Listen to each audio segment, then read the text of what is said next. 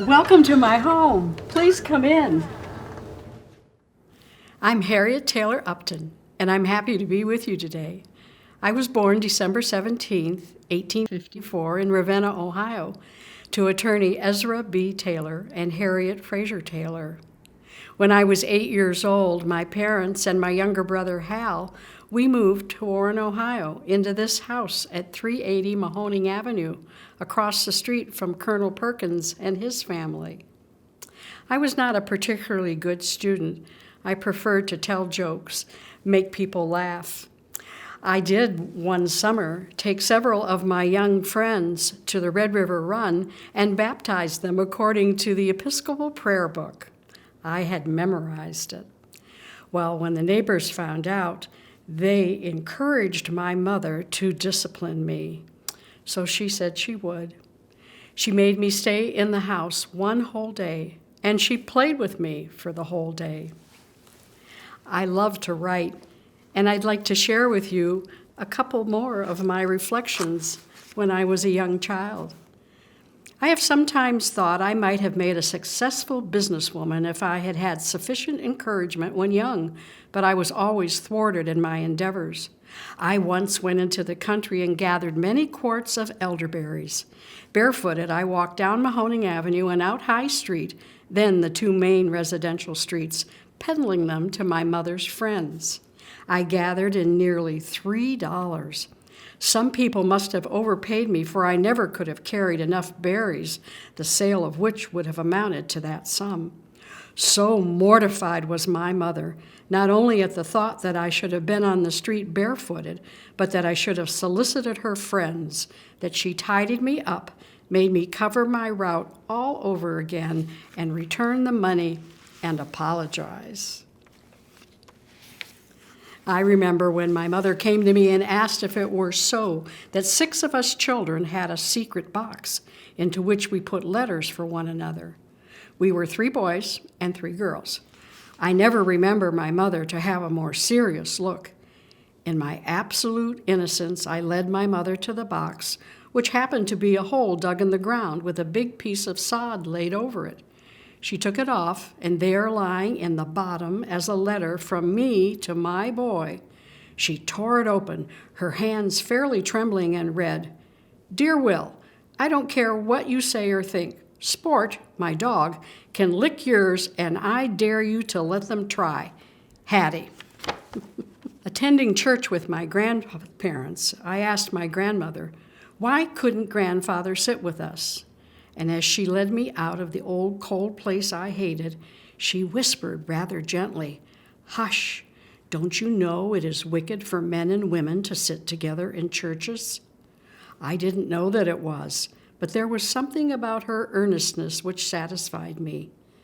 Many years later, when I had one of my periodical writing sprees and was gathering material for a child's history of the Episcopal Church, which, by the way, I never wrote, in a dusty volume in the Congressional Library, I came across this sentence. "And in the early churches, men and women sat apart in order that men might think of God and their future state, instead of thinking of their wives and lady loves." I graduated from Warren High School in 1872 in a class of 6. After a short winter trip south, I returned and for the next 2 years cared for my ailing mother until her passing. After that, I started accompanying my father as he traveled the circuit, as he was a circuit court judge. My father was appointed as a congressman to fill the seat vacated by General Garfield, who later became President of the United States. I continued to accompany my father to Washington, D.C., and serve as his hostess for different social events. I had the opportunity to meet several presidents: Hayes, Harding, Hoover, Garfield, and McKinley. In fact, I campaigned with President McKinley, who preferred to be called the Major. Spending time with my father in Washington, I became more interested in politics and the law. I met and married George Upton, a West Pointer and attorney. During the early years of the suffrage movement, I was not a supporter. However, I did meet Susan B. Anthony.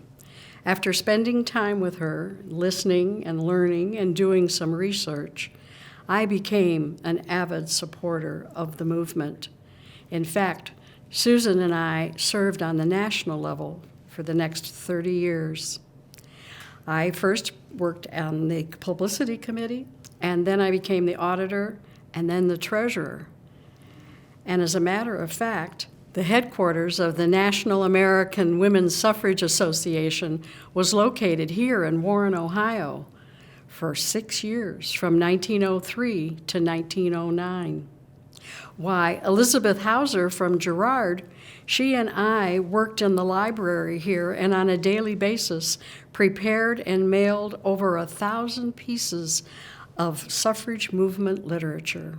I was proud to be in the Tennessee Senate gallery when the 19th Amendment legislation was passed. I'd like to share with you some more of my recollections. At the Chicago Republican Convention of 1916, women had a great parade. Rain fell in torrents for days, but that did not deter our marching at the proper time. Our clothes were ruined. The letters on our banners shed their colors, and as most of them were red, it was more or less of a bloody scene. By the time the marchers reached the auditorium, they were most bedraggled and looked forlorn. When the procession was about halfway there, a courier came running, calling the names of some of us, telling us to break ranks, take cabs, and go directly to the auditorium, since the Committee on Resolutions was meeting there on the platform. Of course, we obeyed the orders, although because of the crowd, we did not reach the auditorium much ahead of the procession. One could not make way in such a crowd as that. When we entered, the anti-suffragists had the attention of the committee, which sat on the main platform, and we immediately took our seats to be ready when our time came. If I remember rightly, the proponents and the opponents alternated as to speakers. As the hearing progressed, one of the anti-speakers was arguing that women generally did not want the ballot, that only a few were asking for it. At that very moment, the outer door swung open, and thousands of women, fairly soaked to the skin, with trailing ragged banners, marched into the auditorium and filled thousands of seats on the floor. Nothing could have so refuted the anti-argument as did this physical demonstration. It undoubtedly had its effects, for this convention included a suffrage plank in its platform. One other incident. My position in regard to ratification was a most trying one. As a worker, I had been an officer in the organization which had finally secured the passage of the amendment by Congress, and the finishing of this was my first and greatest concern. I was at the head of the women's work of the Republican Party, which party, from the very beginning of the agitation in Congress, had been most sympathetic with us and had helped us along our way. When, therefore, matters had progressed in Tennessee, when Tennessee women and men had begun in earnest to make a ratification campaign, when Mrs. Catt had gone to Tennessee to advise and stayed to really lead, I called the National Republican Chairman, Mr. Hayes, asking that his best legislative worker be sent to Tennessee immediately. Imagine my disgust on the following day to receive orders to proceed directly to Nashville. So it was that on an August day in 1920, and not a cool day at that, I found myself in the fight for ratification of the 19th Amendment. When I'm not working for the movement, I enjoy writing, especially children's stories, cooking, sewing, and gardening. Yes, gardening. I love tending to my flowers and my vegetables. Yes, my garden, the everlasting promise of continuing life. Oh, I would like to share one of my childhood stories. It's called The Christmas Play. When I was in grade school, the women of Warren decided to put on a children's Christmas play. They invited all the children to try out for a part. The play was about a head angel, assorted other angels, shepherds, etc., and I wanted to be in that play in the worst way. I was a chubby tomboy, but a quick learner, very expressive and outspoken.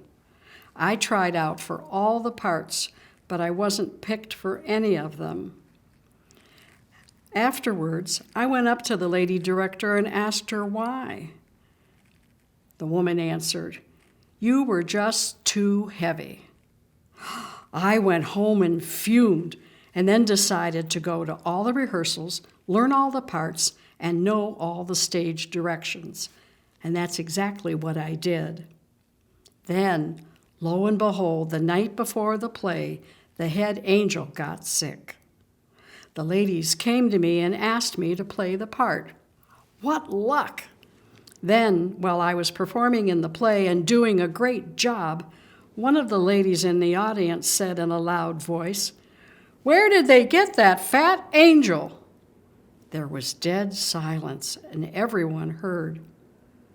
But I just stopped the play, walked over to the edge of the stage, pointed my finger at the lady, and said, "Listen, madam, if it wasn't for this fat angel, there wouldn't be any play." Then I returned to my position and finished the play. Oh, before I leave you, I must tell you about Zell Hart Deming, my good friend, who was the first woman owner and editor of the Warren Tribune. She was also the first woman elected to the Associated Press. Zell encouraged me to write the articles about the movement and submit them to her for publication. She was such a supporter of me and the movement. Well, during the Depression, I moved out to Pasadena, California, because I was no longer able to care for my home during the Depression. I wonder if I'll ever return to Warren. Hello, everyone. I wanted to share with you some more facts about Harriet, just as E. Carroll sharing these facts. She was president of the Ohio Women's Suffrage Association for 18 years. And on a local level, she was the first woman elected to the Warren Board of Education. She was the first woman elected to the vestry of the Christ Episcopal Church, a founder and first president of Warren's Red Cross chapter, and a founding member of the local DAR and the League of Women Voters.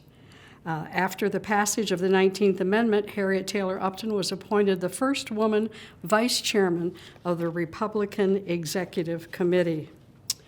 In Harriet's memoirs, about between 1926 and 27, at the age of 72, she wrote this: "When I was vice chairman of the Republican Executive Committee, New York Magazine editors would send writers to Washington asking me to write something about politics, about myself or my work. When I declined to do this because I was too much occupied, they would ask me to write it, saying they would edit with a paragraph of their own, would attach an ending, go through the copy and smooth up my language, replacing my homely words and phrases with more polished ones. I do not like to be dressed up. The only pleasing thing about all this was that I received immediately a check, and a big one." So, I also want to share with you that one of the pieces of the only piece of furniture of Harriet's is in the parlor, and it's the big hall mirror. It was a piece of furniture that Zell Hart Deming purchased at the fire sale when Harriet had to give up her home. And then Zell Hart Deming's granddaughter donated that piece of furniture back to the Upton Association. So we're very pleased and proud to have that. Do you remember do you remember Harriet saying, "I wonder if I'll ever get back to Warren"?